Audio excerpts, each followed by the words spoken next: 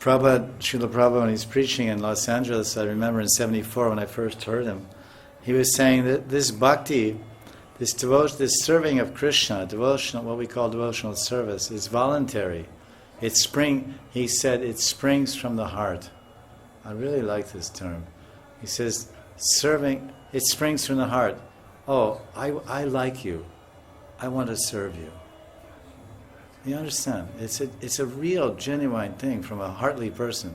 I mean, if you're an animal, or a dviparupashu, as Prabhupada said, dviparupashu, two-legged animal, then you're insensitive and have no feelings, and the Bhagavatam is impossible for you to digest, and what to speak of bhakti marg.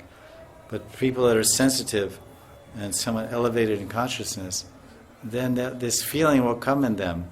Oh, I like this person. I want to serve him. I like this Krishna. I like this teacher. It's like this is a natural taste that comes in the heart. So from the very beginning of bhakti, it's based on a natural svabhavika ruchi, svabhavik ruchi, a natural taste.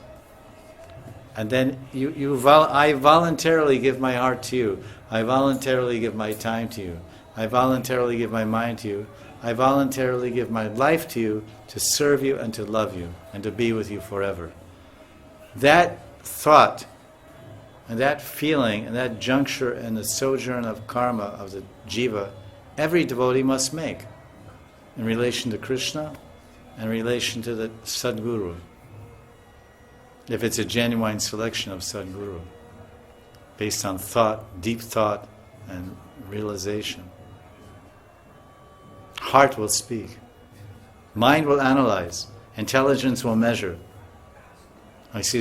Mind will measure, intelligence will analyze.